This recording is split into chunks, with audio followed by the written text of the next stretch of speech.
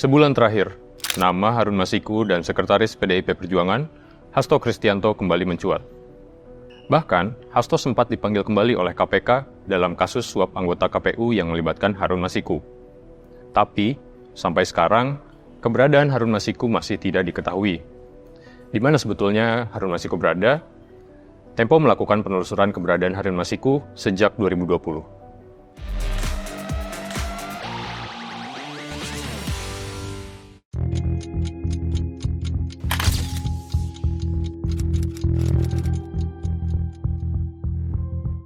Semua dimulai pada Rabu malam 8 Januari 2020. Waktu itu, Harun Masiku membonceng sepeda motor yang dikendarai oleh Nur Hasan.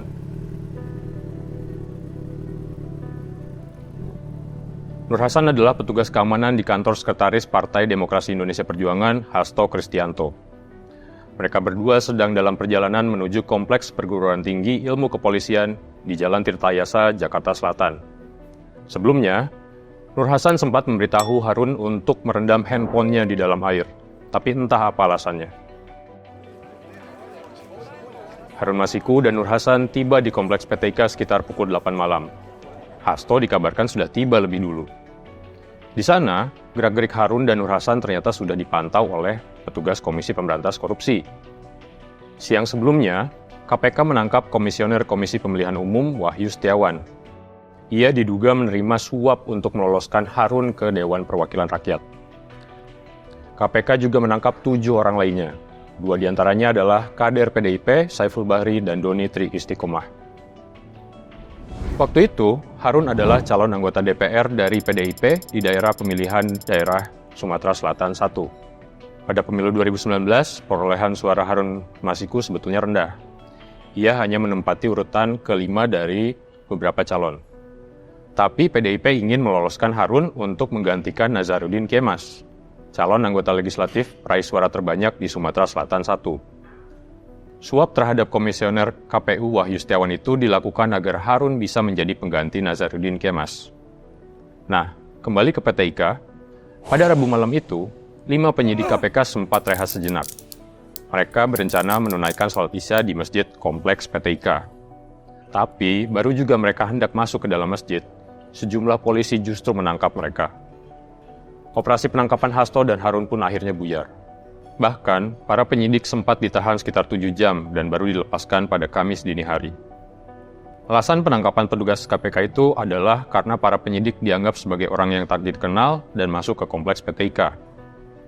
Tapi apa benar Hasto dan Harun ada di PTIK pada malam itu? Waktu itu Hasto membantah. Ia mengklaim sedang berada di satu tempat karena sedang sakit perut. Begitu juga dengan Nur Hasan yang disebut sedang mengantar Harun.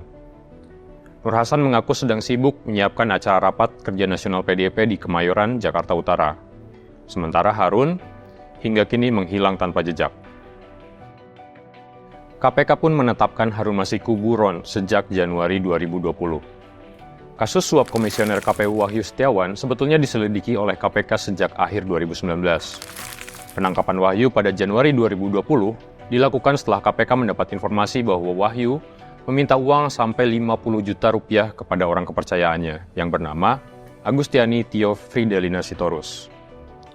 Uang ini bagian dari suap yang dititipkan Saiful kepada Agustiani pada Desember 2019. Saiful, kader PDIP itu, diduga menyerahkan 400 juta rupiah dalam bentuk dolar Singapura plus uang 50 juta rupiah untuk Agustiani. Sumber duit inilah yang disebut dari Harun Masiku. Harun disebut menyerahkan uang sebesar 850 juta kepada seseorang di kantor PDIP bernama Riri.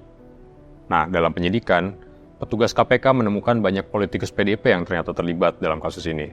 Salah satunya adalah Hasto Kristianto. Tapi, dalam gelar perkara yang digelar KPK, ada pejabat KPK yang bilang bahwa Hasto tidak terlibat. Waktu itu, 3 sumber Tempo yang mengetahui jalannya gelar perkara menyebut pejabat KPK itu bertanya, siapa yang berani Hasto jadi tersangka? Nggak ada kan? Hasto sendiri membantah keterlibatannya dalam kasus suap ini, baik sebagai penyandang dana maupun pemberi perintah. Hasto juga membantah mengenal dekat Harun Masiku. Hasto juga mengaku tidak kenal dengan Saiful dan Doni yang disebut sebagai politikus PDIP. Perburuan KPK terhadap Harun Masiku terus berlanjut. Pada 14 Januari 2020, anggota KPK mendatangi Tower Edelweiss di Tamrin Residence, Jakarta Pusat. Di kamar 31EC apartemen itulah Harun Masiku disebut tinggal. Keberadaan Harun Masiku sebetulnya sudah buram bahkan sebelum anggota KPK mengintai kompleks PT IKA 6 hari sebelumnya. Ada informasi yang menyebutkan Harun sebetulnya sudah terbang ke Singapura pada 6 Januari 2020. Penelusuran Tempo menunjukkan Harun memang pergi ke Singapura pada 6 Januari 2020. Dia memesan 3 tiket pesawat Garuda Indonesia dan pergi dengan pesawat pukul 11.30. Tapi di Singapura, Harun Masiku hanya tinggal selama 1 hari. Keesokan harinya pada 7 Januari 2020, Harun diyakini pulang ke Indonesia. Untuk pulang, dia memesan 2 tiket penerbangan, yakni Lion Air dan Batik Air. Harun pun terpantau pulang ke Indonesia menggunakan Batik Air pada pukul 16.35 waktu Singapura. Ia tiba di Bandara Soekarno-Hatta pada pukul 17.20. Kedatangan Harun ini di Cengkareng terpantau di kamera CCTV yang salinannya diperoleh oleh Tempo. Di rekaman itu, orang yang mirip Harun Masiku terlihat sedang berjalan sembari menelepon di selasar bandara sekitar pukul 17.49. Nah, dari bandara, Harun disebut pulang ke apartemennya di Tamrin Residence. Petugas keamanan mengaku melihat sosok yang sama dengan rekaman di bandara itu. Barulah pada 8 Januari 2020, ketika KPK melakukan operasi penangkapan Wahyu, pada pagi harinya Harun terlihat keluar dari lift apartemen sambil menggeret sebuah koper. Tapi waktu itu Harun pergi menggunakan sebuah minibus, bukan mobil sedan Toyota Camry yang biasa dia pakai. Seharian itu, sebelum Harun terpantau bergerak menuju PT IKA, petugas KPK sempat memantau keberadaan Harun di Hotel Grand Hyatt, Jakarta Pusat. Dari sana, Harun baru bergerak menuju pom bensin di daerah Cikini. Di pom bensin itu, Harun dijemput Nur Hasan untuk menuju PT IKA.